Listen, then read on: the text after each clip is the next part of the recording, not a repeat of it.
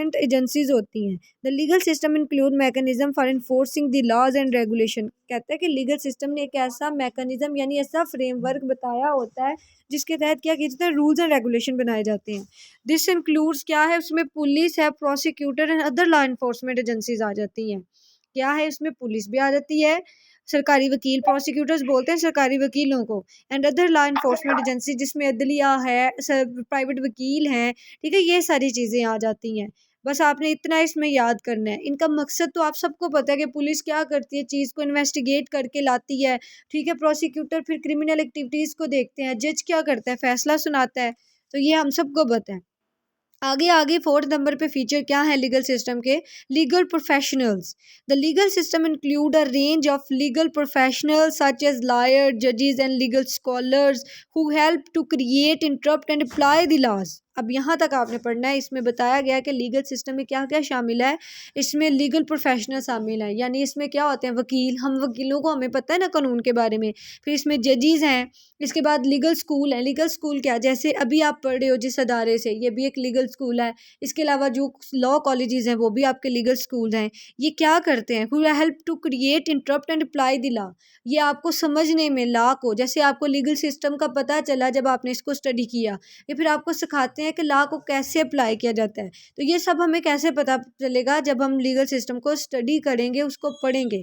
तो legal professionals क्या होते हैं, ये बड़ा अहम किरदार अदा करते हैं किसमें, लॉ को इफेक्टिव करवाने में, लॉ को इम्पार्शियल करने में, लॉ को अंडरस्टैंड करने में।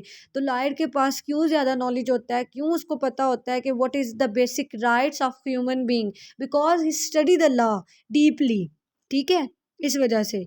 लीगल प्रोसीजर्स, अब हर लीगल सिस्टम का जो है ना ये खास फीचर होता है, क्योंकि हर लीगल सिस्टम के अंदर लॉ भी है, जुडिशरी भी है, इन्फोर्समेंट एजेंसीज भी हैं, यानी उसमें पुलिस भी है, प्रोसिक्यूटर भी है, उसमें लीगल प्रोफेशनल्स भी हैं, जजेस भी हैं, लॉयर्स भी हैं, और इसके अलावा उसका एक लीगल प्रोसीजर भी है। ऐसे तो नहीं है ना कि बस गवर्नमेंट बनी और चलना शुरू हो गई, जिस बंदे का दिल करे वो लॉ बना देता है। नहीं, लीगल प्रोसीजर का मतलब है कि एक लेआउट है, एक फ्रेमवर्क है, उसके मुताबिक गवर्नमेंट को कहा जाता है आपने वर्क करना है। क्योंकि हम तो डेफिनेशन में पढ़ के आए हैं, यहाँ पे लिखा है the legal system include a set of procedure and process that govern how legal dispute और रिजॉल्व।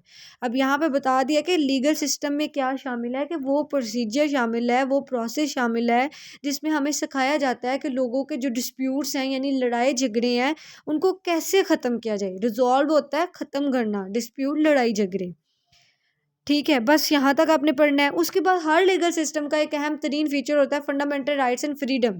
ये सबसे अहम तरीन फीचर है और ये हर लीगल सिस्टम के अंदर मौजूद है। A legal system should protect the fundamental right and freedom of individual in a society. This include the right to fair trial, the right to fair speech and the right to privacy. इसमें कोई मुश्किल चीज़ है? इसमें उसने बताया कि हर एक बंदे को जो उसके राइट्स है ना, हर इंडिविजुअल्स को वो मिलने चाहिए, हर अफराद को उसके राइट मिलने चाहिए। उसमें क्या शामिल है कि उसको राइट टू फेयर ट्रायल का मतलब है कि उसके खिलाफ जब उसको अरेस्ट किया गया उसको बताया जाए कि why you are be arrested, then उसको जो सारे उसके है उस पर चार्जेस वो भी उसको बताए जाएं। उसको राइट हासिल होगा कि वो क्या कर सकता है, राइट टू स्पीच बोल सकता है, अपनी राय का इजहार कर सकता है, उसके घर को जो है महफूज रखा जाएगा। अब आ जाते हैं types of word legal system. ये क्वेश्चन आपको दो तरह से आएगा, एक तो फीचर हो गए वो हम पढ़ लिया, दूसरा क्या आएगा, types of word legal system. अब इनको आपने वन बाय वन करके डिस्कस करना है। सबसे पहले आता है common law system. The common law system is a legal system that is based on judicial decision and the legal president.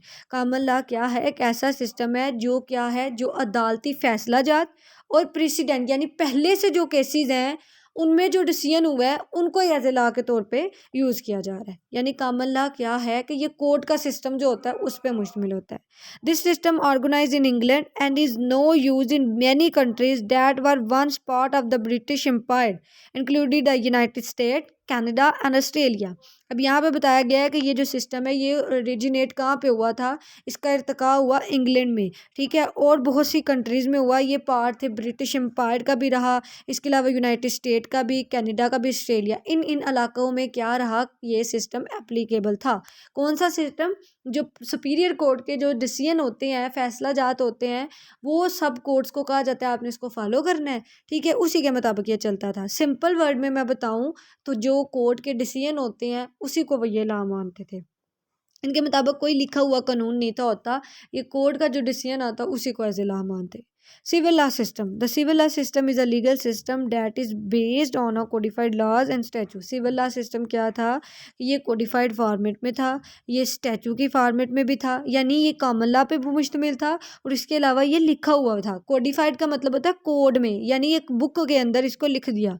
This system originate in ancient Rome, ये system कहाँ पे था, पुराने वक्तों में रोम में, and is use in many countries around the world, और बहुत सी countries में जो है इसको इस्तेमाल किया जाने लगा, particularly in continental Europe and Latin America. अमूमी तौर पे कहाँ पे ये एप्लीकेबल था, लैटिन अमेरिका और यूरोप में। इसमें कोई मुश्किल चीज़ है। आगे आ गया जी इस्लामिक लॉ सिस्टम। अब इस्लामिक लॉ सिस्टम के बारे में हमसे बेहतर तो कोई नहीं ना जानता, क्योंकि वी आर द मुस्लिम्स। तो Islamic rules and principles and teaching आप देखो तो कितनी वाइड है, हर ज़िंदगी के पहलू के बारे में हमें जो है वो इसमें रहनुमाई मिलती है। तो हम इस हेडिंग की एक्सप्लेनेशन लिखना चाहे तो हम अपने लफ्ज़ों में लिख सकते हैं, ठीक है ना। हमें पता है कि इस्लामिक लॉ जो है वो बहुत इंपॉर्टेंट है, ठीक है, at large scale in the world है, और इसमें जो है बहुत से प्रिंसिपल्स हैं in all spheres of life के बारे में है। ये सिस्टम कहाँ पे एप्लीकेबल है आपको बेहतर तरीके से पता है कि मिडल ईस्ट में है, नॉर्थ अफ्रीका में है और एशिया के बहुत से पार्ट्स में है। उसके बाद कस्टमरी लॉ सिस्टम है, ये ऐसा सिस्टम जो पुरानी रवायात, लोकल कस्टम एंड ट्रेडिशंस पे बेस करता है, उसको हम क्या कहते हैं, उसको कस्टमरी लॉ कहते हैं। और ये बहुत सी कंट्रीज़ में लाइक अफ्रीका, एशिया और पैसिफिक आइसलैंड में ये एप्लीकेबल है। अब आ गया हाइब्रिड लीगल सिस्टम। हाइब्रिड होता है जिसमें एक दो तीन जो है ना वो लीगल सिस्टम शामिल हो जाए। ये ऑल ओवर द वर्ल्ड ही है, क्योंकि अब सब लोग जो है ना वो किसी ना किसी कल्चर को अडॉप्ट कर रहे हैं। लाइक पाकिस्तान वाले हैं वो अमेरिका के कल्चर को भी अडॉप्ट कर रहे हैं, डिफरेंट कंट्रीज़ के कल्चर को अडॉप्ट किया जाता है, यानी combination of elements, combination of two और मोड्स लीगल सिस्टम उसको हम बोलते हैं। उसमें अफ्रीका है, स्कॉटलैंड है, लुसेनिया है, ये सारी आती हैं। अच्छा, अब ये नहीं आपने लिखना each legal system has unique character, ये लाइन आपने छोड़ देनी है। आपने अगली हेडिंग पे आना है, the essence of the legal system in the society. क्या तासरात हैं अभी लीगल सिस्टम के सोसाइटी पे। The legal system is an essential component of any society. Simple सी लाइन कि लीगल सिस्टम हर सोसाइटी के लिए एक अहम है। It play a vital role in maintaining social order, promoting justice and promoting the right and freedom of individual. इसमें कोई मुश्किल है, इसमें सबसे पहले बताया गया कि इसका अहम तरीन जो पार्ट है वो ये है, सोशल ऑर्डर को मेंटेन करना, लॉ को मेंटेन करना, लीगल रूल्स को मेंटेन करना, ये इसका काम है। ठीक है जी।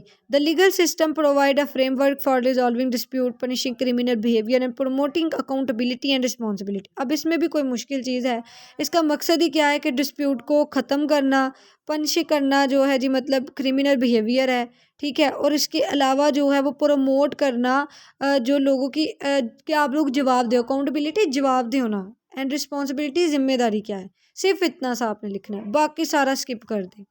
History and development of legal system, the history and development of legal system can be trace back to ancient civilization. अब जो हिस्ट्री और डेवलपमेंट है लीगल सिस्टम की, ये कब से है, ये पुराने वक्तों में जो है वो पुरानी तहजीब से आती है। Where laws and regulation were establish to govern society, जिसमें लॉज एंड रेगुलेशन को बनाया गया है सोसाइटी को गवर्न करने के लिए। Some of the earliest legal codes were created in ancient Mesopotamia including the code of Hammurabi which dates back to around 1754 BCE।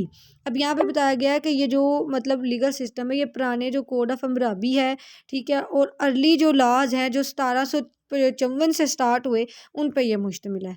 ये आपका क्वेश्चन हो गया बच्चों कंप्लीट के features of world legal system क्या हैं, kinds of world legal system क्या है। अगर आपको इनमें से कोई भी क्वेश्चन पूछता है तो आपने ये सारा क्वेश्चन जो आज हमने